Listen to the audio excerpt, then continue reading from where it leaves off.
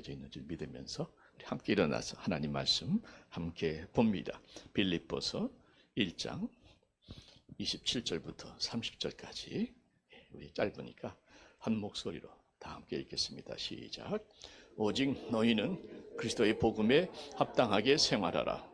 이는 내가 너희에게 가보나 떠나 있으나 너희가 한 마음으로 서서 한 뜻으로 복음의 신앙을 위하여 협력하는 것과 무슨 일에든지 대적하는 자들 때문에 두려워하지 아니하는 이 일을 듣고자 함이라.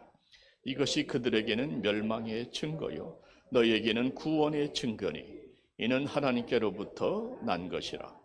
그리스도를 위하여 너희에게 은혜를 주신 것은 다만 그를 믿을 뿐 아니라 또한 그를 위하여 고난도 받게 하려 하심이라. 너희에게도 그와 같은 싸움이 있으니 너희가 내 안에서 본 바요 이제도 내 안에서 듣는 바니라. 아멘. 아멘. 한 마음으로 서서 복음의 신앙을 위하여 협력하라고 말씀하셨습니다. 복음에 합당한 삶, 하나님 함께 묵상하며 우리의 삶을 돌아보게 하시고 그렇게 좋은 복음, 말로만 외칠 것이 아니라 그렇게 좋은 복음, 우리의 온몸으로 살아내게 하여 주시옵기를 예수님의 이름으로 기도하옵나이다. 아멘. 앉아주시면 감사하겠습니다. 혹시 지난주 설교 제목 기억하시는 분 계십니까? 죽음에 대해서 설교한 것 같죠? 아련하나마. 죽는 거 사는 거 얘기한 것 같은데. 할렐루야. 죽는 것도 유익함이라. 아이고 할렐루야. 죽는 것도 유익함이라. 여러분 사도 바울은 차라리 몸을 떠나서 주님과 함께 있기를 정말로 원했습니다. 그냥 하는 말이 아니라 진정으로 원했어요. 그의 주장은 명확합니다. 죽는 것은 내 영혼이 그동안에 갇혀 있었던 답답한 육신을 떠나서 그 크고 넓은 하나님의 나라로 영의 세계로 들어가는 것이기 때문에 얼마나 자유롭고 복된 것인가. 또 죽는 것은 그동안에 내가 싸워왔던 죄와의 싸움, 사탄과의 싸움, 세상과의 싸움, 이 모든 싸움을 이제는 종결하고 무거운 짐을 내려놓고 안식하는 것이기에 얼마나 복된 것인가. 또 죽는 것은 이 장막, 잠깐 하룻밤 자고 가는 텐트, 장막 같은 육신에 매여 있다가 이제는 더 좋은 영원한 장막 텐트가 아닌 맨션, 하나님의 집, 하늘의 집으로 이사가는 것이기 때문에 얼마나 좋은 것인가. 그래서 바울은 정말 죽기를 더 사모했습니다. 그런데 결론은 무엇입니까? 그럼에도 불구하고 나는 여기에 남기를 원한다. 이유는 무엇인가? 왜 그토록 좋은 죽음을, 할렐루야, 그토록 좋은 죽음을 포기하고 이 땅에서 별 볼 일 없는 삶을 살기로 결심을 했는가? 왜 그렇습니까? 성도들 때문에. 자기를 필요로 하는 성도들의 유익을 위해서 내가 기꺼이 남겠다. 바울은 그렇게 성도들을 사랑했죠. 이해가 되기도 하고, 좀 뭐랄까요? 이해가 되시죠? 공감은 안 되더라도 이해는 되시죠? 자, 그래서 바울은 성도들을 그렇게 사랑하면서 그들에게, 사랑하는 빌립보 성도들에게 권면을 강하게 하는 게 나옵니다. 말씀해 보니까 뭐라고 권면하는가? 거의 명령에 가까운 권면인데 이렇게 말씀하죠. 오늘 27절에 나옵니다. 오직 너희는 그리스도의 복음에 합당하게 생활하라. 오직 너희는 그리스도의 복음에 합당하게 생활하라. 이겁니다.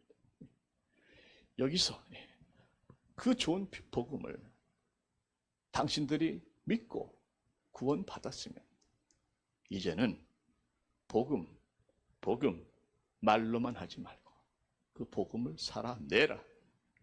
아멘. 복음대로 살아내라. 합당한 삶을 살아라. 하고 강하게 권면하고 있는 것이죠. 특히 오직으로 시작합니다. 오직, whatever happen doesn't matter. Only, nothing else. 어떤 일이 있든지 간에 이 상황 속에서는 오직 복음대로 사는 길만이 최선의 길. 복음대로 사는 길만이 가장 선한 길이요. 당신이 살 길이라. 하고 바울은 선포하고 있는 것입니다.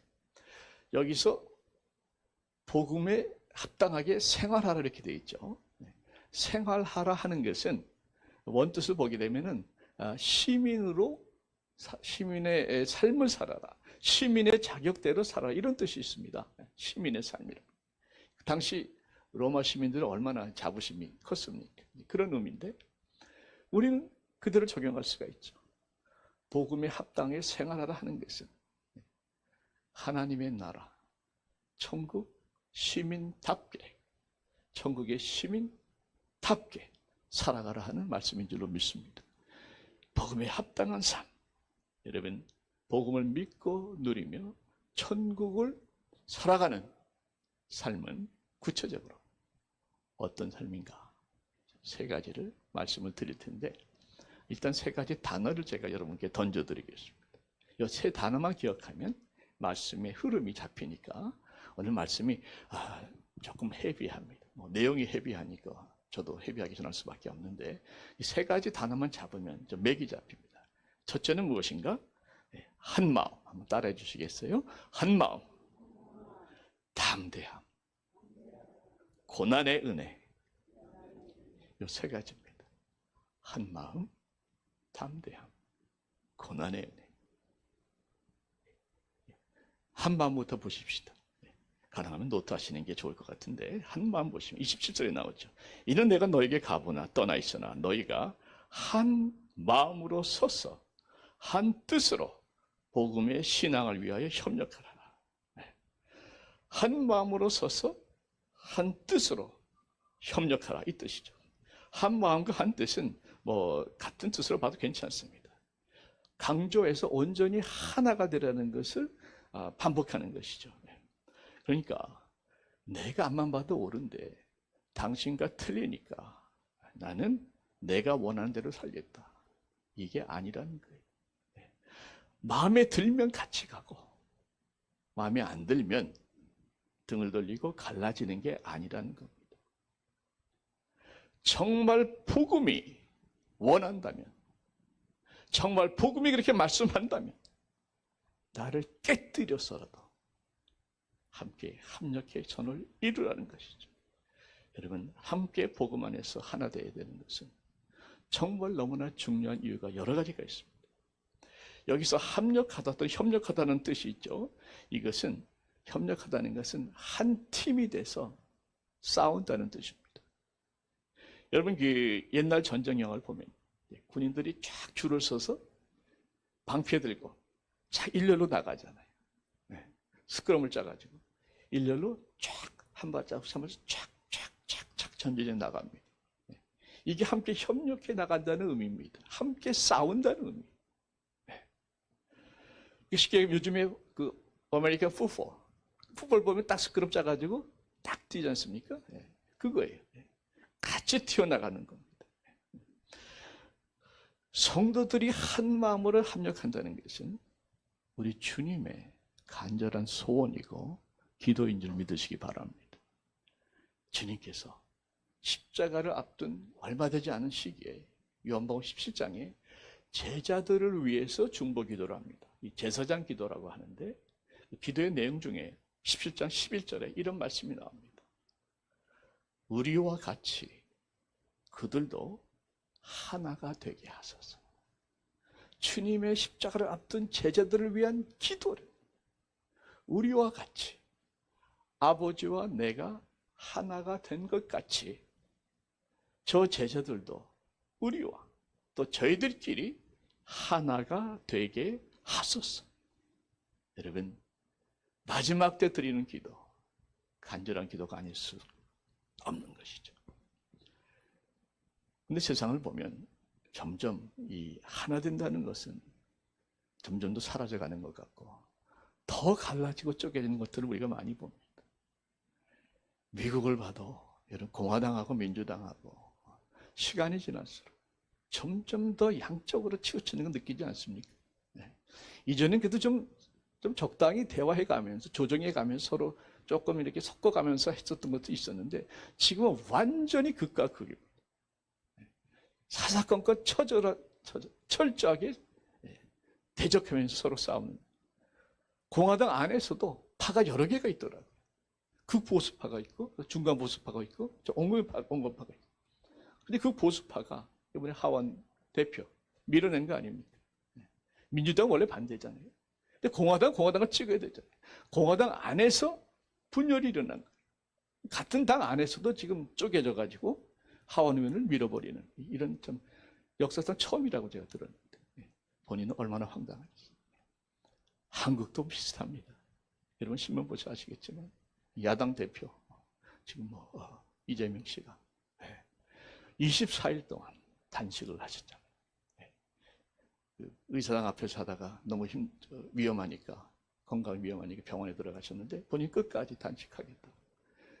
버티다가 주위에서 말려가지고 24일 단식하시고 그러자마자 또 검찰에서 불러가지고 또 뭐 취조라고 말이죠. 구속해야 되느니 마느니 취조라고.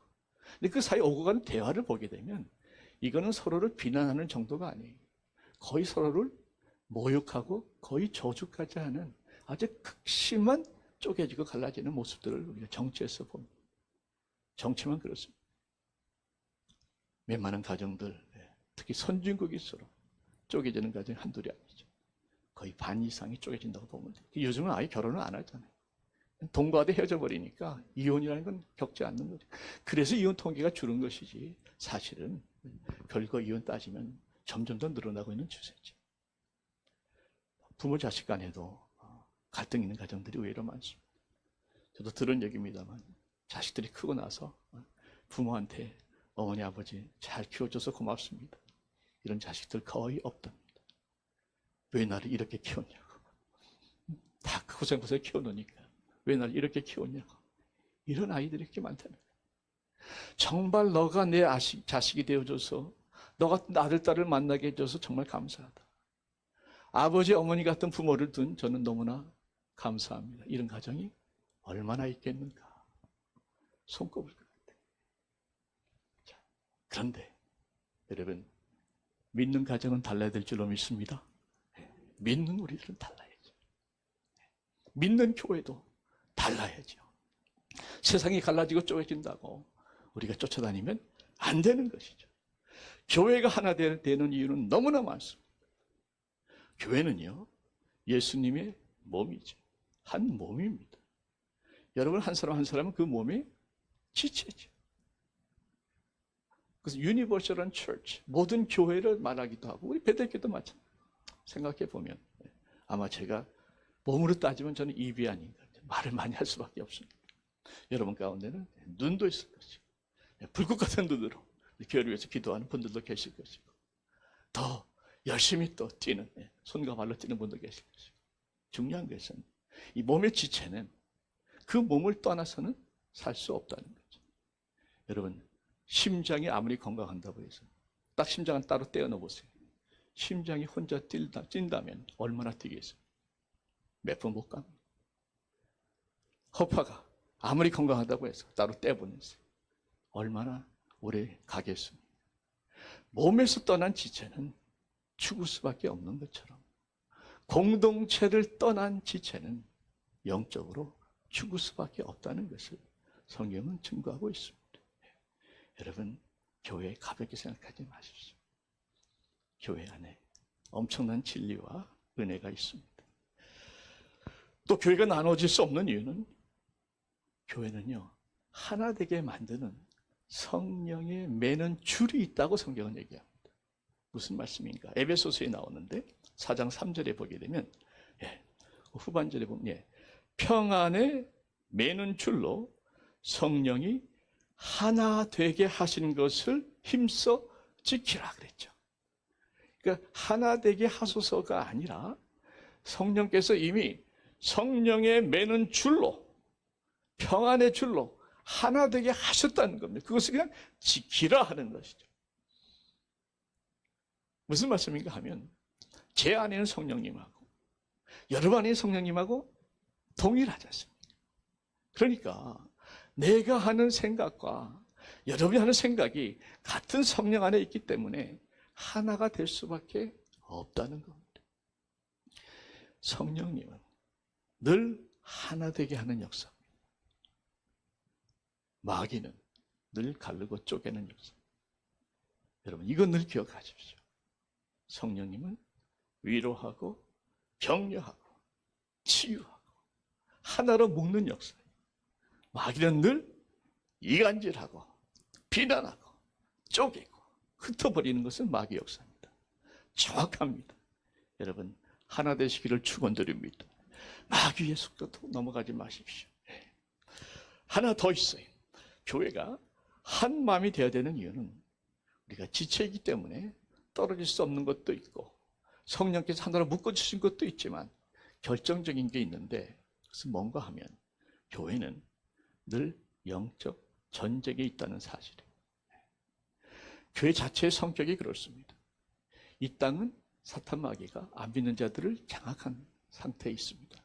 여기에 하나님의 나라가 임하도록 우리가 하나님의 나라가 하늘에 임한 것처럼 이 땅에도 임하도록 교회가 이 땅을 하나님의 나라로 변화시켜가는 것이거든요. 이게 사탄과의 충돌이 없을 수가 없는 것이죠.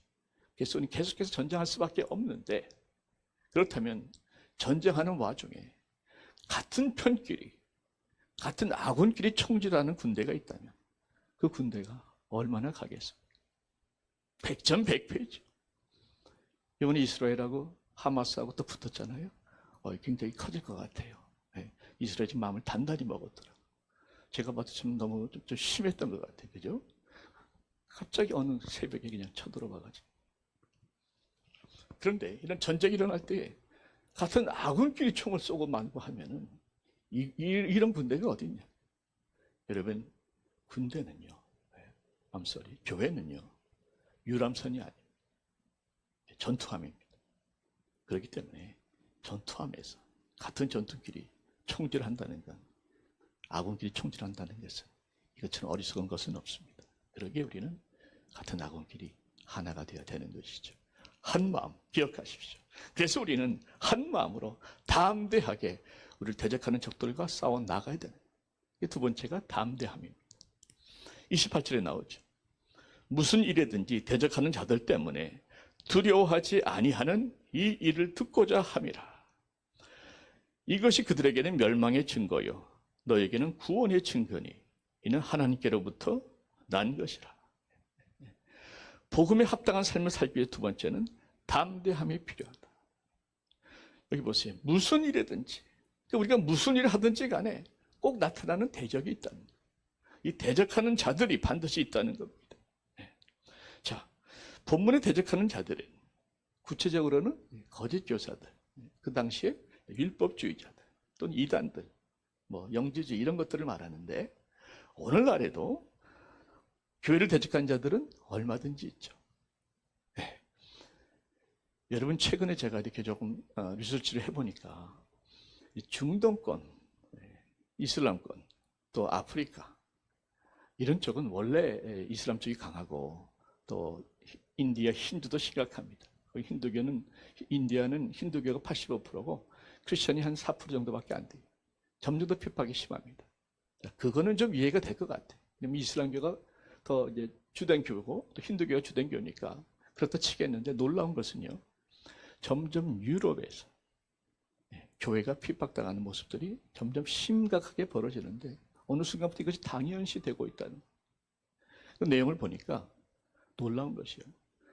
한 기자가 리포트를 하는데 프랑스에서 많은 교회들이 크리스천들이 지금 테러 공격을 헤이트 크라임을 당한다는 거예요. 평균 하루에 3건이 일어난다. 유럽 파리에서 교회가 불타고 크리스천들이 테러 당하는 게 하루에 3건씩 일어난다. 하루에 3건 적은 거 아니죠. 누가 이렇게 공격하는가? 첫째는 이슬람 쪽에 있고 둘째는 사타니스트가 또 판을 친답니다. 세 번째 굉장히 커지는 그룹이 있는데 누군가 하면 LGBTQ, 극단적인 radical left 얘기를 하더라고요. 극우는 보수고 극좌는 좀 극단적인 자유파입니다. 이 파들이 기독교를 이렇게 싫어하다 보니까 헤이 크라임으로 핍박을 한다. 더 영국에서 전도하다가 두들겨 맞는 게 동영상이 떴습니다. 여러분, 유럽도 더 이상 기독교 국가가 전혀 아니에요. 미국은 어떻습니까? 미국에 지금 아시는 대로 이 트랜스젠더가 굉장히 지금 심각한 문제로 떠오르고 있는데 18살 미만짜리가 18살 이상은 말할 것도 없고 어린 아이들, 미성년자가 자기는 트랜스젠더를 하고 싶다. 남자인데 여자가 되고 싶다 하면 일단 학교에서 지정한 카운셀러가 상담을 합니다. 근데 카운셀러는 대부분 어떻게 상담하는가? 너가 원한다면, 그게 너가 원하는 성적 취향이라면 그대로 따라가는 게 좋다. 이렇게 권하는. 그래서 자기가 여자가 되고 싶다면 수술을 권합니다. 부모가 들고 일어나잖아요. 부모의 권한이 없어요. 지금 이 법안이 부모는 자녀들이 트랜스젠더 쪽으로 성전을 하려고 할 적에 부모가 반대할 수 있는 자격이 있다 없다. 이게 지금 법안이 되어 있는데 부모의 권한을 막는, 부모가 권한을 쓰지 못하는 법이 제출됐는데 통과가 됐습니다. 근데 거버너가 뉴섬이 막았어요. 비토를 했어요. 거기까지 제가 아는데 혹시 그 다음에 됐는지 안 됐는지 혹시 아시는 분 계세요? 예, 자고는 뭐 될지 안 될지 왔다 갔다 합니다. 그런데 문제는 얘네들은 한 번 안 되면 또 올리거든요. 계속해서. 언젠가는 될 확률이 많아요. 무슨 말인가? 자녀들이 성전환 수술하겠다 하면 부모가 말릴 법이 안 된다는 거예요. 여기까지 합니다. 몇 년 전에 한 치과 의사가 있었어요. 레이크 오리온이라는 그 동네에서 티나 마샬이라는 덴티스트인데 치과 그 병원의 원장입니다. 종업원이 일하는 사람들은 4명 정도 돼요. 어시스턴트가 있고 하니까. 이분이 티나가 아침마다 기도 모임을 가졌습니다. 원하는 사람 와라. 기도 모임을 했어요. 절대 폴스하지 않았답니다. 그 사람은 오지도 않았습니다. 그리고 이 일을 하면서 이 복음성과 찬양을 이제 들었다는 거예요. 근데 환자들이 와서 참 음악이 좋다 이런 얘기를 들었다는 거예요. 근데 종업원 4사람이 합동의 이름을 모아가지고 자기의 원장을 수료를 합니다. 자기들의 정신건강을 해쳤다는 거예요. 기도 모임에 참여하도록 강요를 했고 원장은 강요한 적이 없다. 더더구나 자기 병원에서 찬양을 틀어가지고 자기들의 정신건강이 안 좋아서 자기들은 데미지를 받았다. 찬양 틈을 가지고 수를 해가지고 법정에 올라간 사건이 났습니다. 이런 분위기가 지금 미국이에요. 여러분, 중요한 것은 이런 상황이 흘러간다고 해서 우리가 조금 더 흔들릴 필요가 없다는 겁니다. 왜냐? 우리는 끝을 보고 있기 때문에 그래요. 여러분, 주님께서 분명히 약속하셨어요. 세상에서 너희가 환난을 당하나 담대하라. 내가 세상을 이겼노라. 음부의 권세가 절대 교회를 이기지 못한다고 선포하셨어요. 내가 이 반석 위에 내 교회를 세우리니 그 다음 뭡니까? 음부의 권세가 이기지 못하리라. 이 말씀 여러분들 다 가슴속에 새기셔야죠. 베델교회 사람들이 보기 어떻게 보일지 몰라도 주님의 교회인 줄 믿습니다. 그렇기 때문에 주님의 교회라면 주님께서 지키신다. 음부의 권세가 이 교회를 이기지 못하리라. 내 교회를 이기지 못하리라. 주님의 약속의 말씀이 이 교회를 붙들고 있기 때문에 저는 두렵지 않고 담대할 수가 있는 거죠. 개인도 마찬가지입니다. 개인을 향해서 뭐라고 말씀하는가? 마귀의 권세가 결코 개인을 이기지 못한다고 말씀합니다. 요한일서 3장 8절에 하나님의 아들이 나타나신 것은, 이거 다 같이 읽읍시다. 후반 줄만, 노란 줄만 시작. 하나님의 아들이 나타나신 것은 마귀의 일을 멸하려 하심이니라. 여러분들의 마음속에 마귀가 뜻할 걸 느낄 때가 있죠. 네. 죄 유혹이 있다든가, 분노가 솟아온다든가, 쓴뿌리로 막 내가 너무 그냥 깔아앉아가지고 너무너무 그냥 좌절하고 싶다든가 하는 경우에 마귀가 뒤에서 부채질하는 경우가 상당히 많습니다. 내가 생각하는 것 같지만 마귀가 주는 생각이 의외로 많습니다. 그래서 이럴 적에 한번 선포하는 거예요. 내 안에 계신 예수가 나타나신 것은 너 마귀의 일을 멸하려 하십니다. 더러운 마귀는 떠나갈지어다. 하나님의 아들이 나타나신 것은 마귀의 일을 한번 연습 한번 해봅시다. 하나님의 아들이 나타나신 것은 마귀의 일을 멸하려 하심이라. 더러운 마귀는 떠나갈지어다. 네, 그렇게 얌전하게 해서는 잘 안 되고, 저는 어떨 때 막 소리 막 지릅니다. 네, 영적 싸움이 종종 싸움을 걸어와요. 나는 가만히 있는데 싸움을 걸어와. 이제 가만히 있겠습니까? 당당히 맞서죠. 두려울 거 없습니다. 처음에 두렵죠. 한두 번 싸워보세요. 예수 이름의 권능으로, 예수 보혈의 권능으로, 말씀의 능력으로, 성령의 검으로 선포하면 마귀는 100% 꼬리를 내립니다. 별거 아니더라. 네, 그게 담대한 믿음이죠. 여러분, 마귀에게 주눅들지 마세요. 또 마귀에게 속아 넘어가는 여러 가지 이야기들, 사람들 거기 넘어가지 마세요. 여러분, 하나님의 아들이 나타나신 것은 마귀의 일을 멸하기 위해서라. 내 안에 그 하나님의 아들이 있다는 것. 그러기에 나는 결코 패배할 수 없다는 것. 그러기에 나는 결코 두려워하지 않는다는 것. 믿으시면 아멘 하십시다. 우리가 진정 두려워할 사람은 하나님 한 분이세요. 하나님을 두려워하면 다른 것들은 두려워할 필요가 없습니다. 하나님을 두려워하면 이렇게 됩니다. 순서가 잘 들어보십시오. 하나님을 두려워하면 우리는 죄 안 짓습니다. 하나님에 대한 두려움이 있으면 우리가 죄를 질 수가 없죠. 하나님을 두려워하면 죄를 이기게 되고, 죄를 이기면 마귀를 이기는 것이죠. 그 말씀이 고린도후서에 나와요. 7장 1절에 보시면, 그런즉 사랑하는 자들의 약속을 가진 우리는, 그 다음 보십시오. 하나님을 두려워하는 가운데서, 그 다음 뭐예요? 거룩함을 온전히 이루고. 하나님을 두려워하니까 그 다음 바로 나오는 게 뭐예요?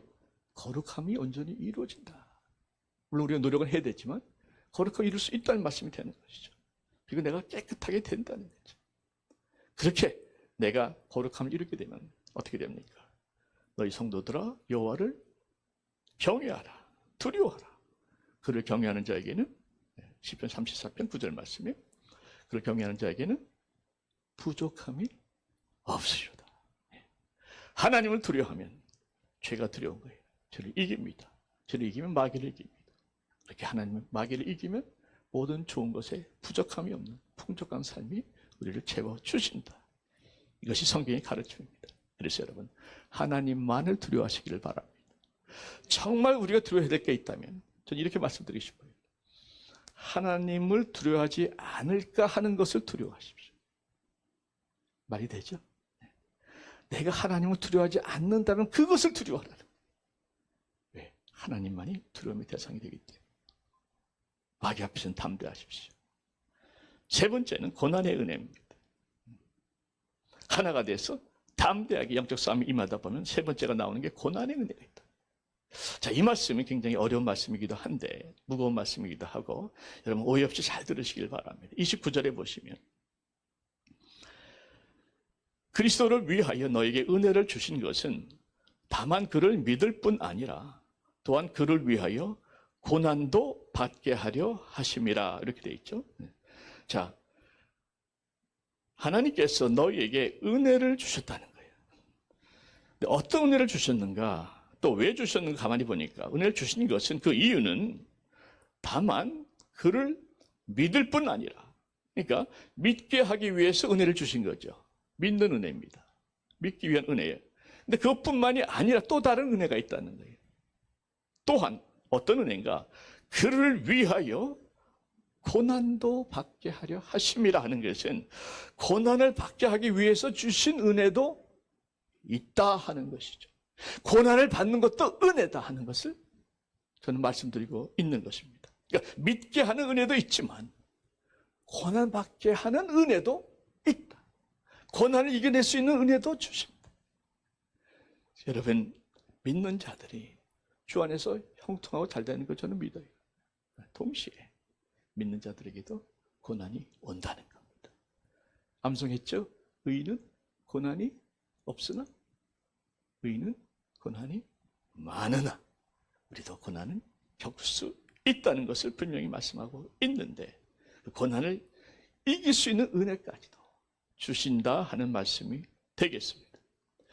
여러분 이렇습니다. 복음은 기쁜 소식이죠. 너무너무 좋은 소식이에요. 그런데 복된 소식이지만 쉬운 건 아니라는 이거 차이가 있겠죠. 여러분 복되고 좋은 거하고 쉽고 편한 게 같은 게 아닙니다. 쉽고 편하다고 좋은 게 아니라는 거예요. 가만 생각해 보십시오. 신앙생활을 쉽게 하는 방법은 없습니다. 만약에 쉽게 한다면 그게 좋은 게 아니에요. 영적으로 편안해지면요. 영적 긴장이 풀리게 되어 있습니다. 대부분이 그래요. 영적 긴장이 풀어지면 그렇게 어렵게 쌓아 올라간 영적인 그 어떤 은혜가 한순간에 추락해 버립니다. 올라가기는 어렵지만 내려가는 건 순간이죠. 여러분, 고난 속에 있었던 초대교회 얼마나 뜨거웠습니까? 살아서 정말 살아있던 교회 아니에요. 그 교회가 어느 순간에 편안해지기 시작합니다. 어디서 자꾸 빵빵 그러면 지금 아멘 하는 거죠? 네. 로마가 기독교 앞에서 무릎을 꿇고 기독교가 국교가 됐잖아요. 그러니까 갑자기 크리스천들이 이제 어깨가 펴진 거예요. 그리고 모든 것들이 편안해진 거예요. 믿는 게 더 편한 거예요. 안 믿는 사람들 눈치 보는 상황이 돼버렸어요. 황제가 믿으니까 다 믿는 거죠. 네. 그렇게 되다 보니 어떻게 됩니까? 능력이 빠져버려요. 어느 순간부터 교회가 겉모습은 휘어철랑한데 능력이 빠져버려요. 네. 로마 그 중세기 타락한 것들도 똑같습니다. 교황의 권세는 거창해 보이지만 그 안에 능력이 빠져요. 왜? 편하고 쉬우니까 영성이 떨어집니다. 영성이 떨어지면 영력이 떨어집니다. 영력이 떨어지면 영원 구원의 역사는 더 이상 일어나지 않습니다. 개인도 마찬가지. 여러분 언제 여러분들 기도를 뜨겁게 하셨습니까? 정말 언제 여러분 겸손하게 여러분들 교만을 꺾고 하나님 없이는 살 수 없습니다 하고 간절히 하나님 찾았습니다. 언제 여러분들이 예배 시간에 그렇게 간절하게 하나님을 사모했습니다. 고난은 참 신비해요. 아무도 고난 원하는 사람은 없습니다. 그런데 필요한 게 고난입니다. 그래서 다윗도 고백하지 않습니까? 고난 당한 것이 내게 유익이라. 내가 고난으로 말미암아 주의 율례를 배웠나이다. 고난을 통해서 순종을 배웠다는 거예요. 그래서 여러분 가운데에 고난 중에 계신 분들 있을 겁니다. 지금 있으시죠? 제가 아는 분도 많이 있고. 힘들 때, 고난 가운데 있을 때 여러분 4가지를 꼭 기억하시죠. 잠깐 소개해 드릴게요. 제가 건너뛸까 하다가 꼭 필요한 분들이 계신 생각이 확신이 있어서 제가 말씀드립니다. 고난 중에 계신 분들은 첫째 뭘 기억하는가? 내가 겪는 고난이 주를 위한 고난이라면 나는 지금 주님의 고난에 동참하고 있다는 것을 믿으십시오. 성경에 나오죠? 골로새서 1장 24절에 나는 이제 너희를 위하여 받는 괴로움을 기뻐하고 그리스도의 남은 고난을 그의 몸된 교회를 위해서 내 육체에 채운다. 그러니까 내가 지금 겪는 이 고난은 주님이 겪었던 고난에 동참하는 것이다. 주님의 남은 고난을 내가 채우는 것이다. 바울의 고백이요. 우리의 고백이 될 수 있는 것이죠. 둘째는 고난을 통과하면서 우리는 정결하게 될 줄 믿습니다. 예수의 성품, 예수의 형상 우리가 다듬어져 가는 것이죠. 욥이 고백하지 않습니까? 이 모든 고난의 시기가 나를 정결하게 깨끗하게 다듬어 낼 것이다. 여러분 대장장이가 은을 쳐서 이렇게 다듬어 갈 때에 언제까지 치는가? 망치로 그 은을 치는데 언제까지 치는가? 은이 반반해져서 그 은에 자기 얼굴이 비칠 정도까지 친다. 어떤 면에서 하나님께서 우리를 고난을 통해서 계속해서 두들겨 다스렸어요. 다듬고 깎아서 그 예수님이 보실 때에 우리 안에 예수님의 형상이 보여지는 그 순간까지 우리를 다듬어 가시는 것이 고난이다 하는 차원에서 고난은 우리를 예수의 모습을 닮아가도록 깎고 다듬는 하나님의 도구라 하는 것이죠. 세 번째는 고난을 통과하면서 우리는 하나님의 위로를 경험하게 됩니다. 그 말씀이 고린도후서에 나오는데 한번 보세요.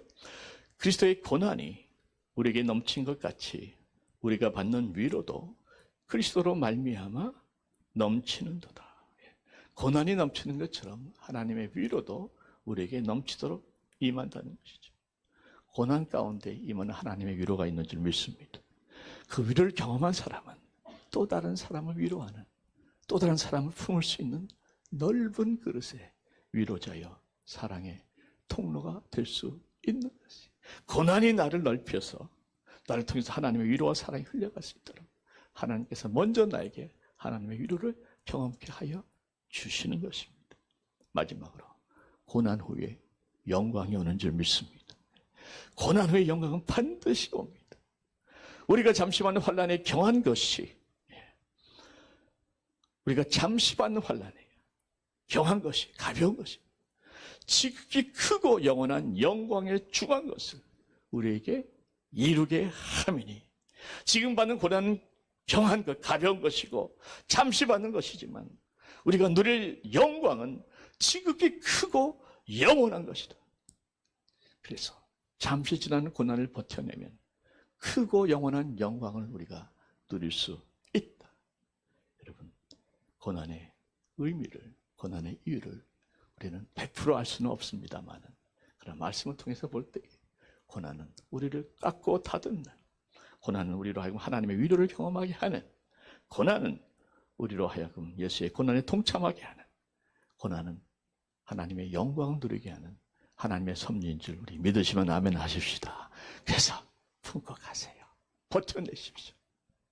하나님께서 여러분들의 그 아름다운 모습을 기억해 주실 것입니다. 마지막 말씀입니다.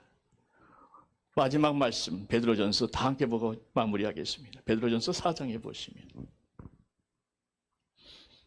12절 말씀이 이런 말씀이 있죠. 우리 같이 한번 다 읽겠습니다. 사랑하는 자들아, 시작. 사랑하는 자들아, 너희를 연단하려고 오는 불시험을 이상한 일 당하는 것 같이 이상히 여기지 말고 오히려 너희가 그리스도의 고난에 참여하는 것으로 즐거워하라. 이는 그의 영광을 나타나실 때에 너희로 즐거워하고 기뻐하게 하려 함이라. 아멘. 여기서 기쁨의 영성 7번째의 말씀의 결론이 되겠습니다.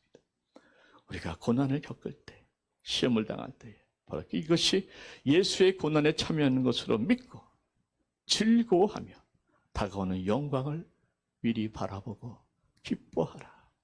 고난을 초월하는 기쁨의 영성인 줄 믿습니다.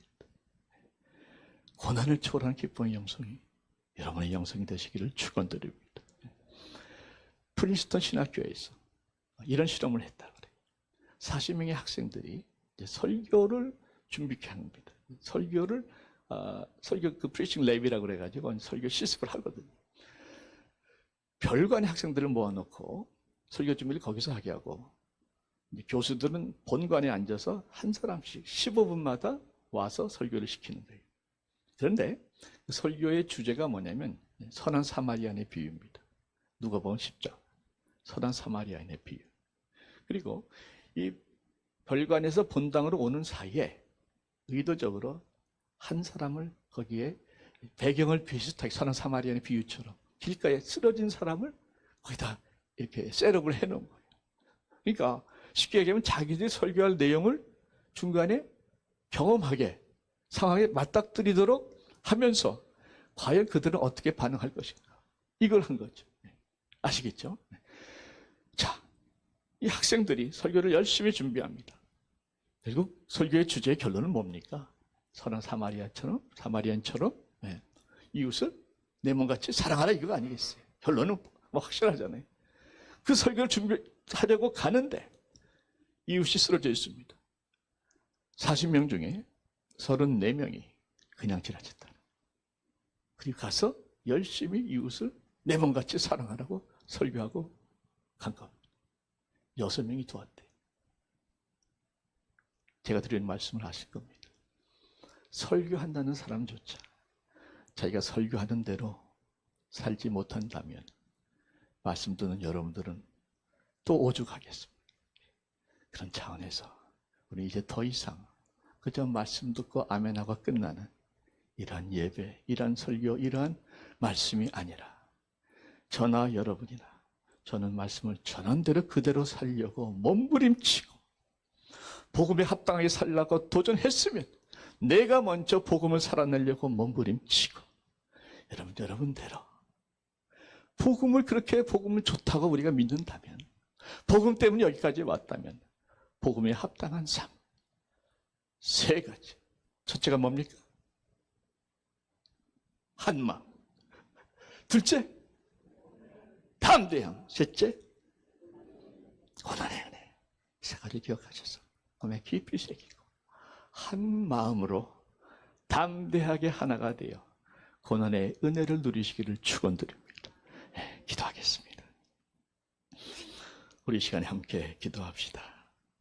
복음을 살아낼 수 있도록 기도하십시다. 하나 되게 해달라고 내 안에 성령이 매는 줄로 하나 되는 역사를 방해하는 것이 있으면 회개하게 하시고 또 치열한 영적 전쟁 두려워하지 말게 해달라고 나아가서 모든 고난의 순간이 온다 할지라도 고난을 통해서 예수를 닮아가고 고난 가운데 임하는 예수의 영광을 바라보면서 기뻐하고 즐거워할 수 있게 해달라고 그렇게 함께 가는 공동체 되게 해달라고 우리 시간 다 같이 한번 한 목소리로 한 마음으로 간절하게 기도합니다. 아버지 하나님 주님 앞에 나와서 기도합니다.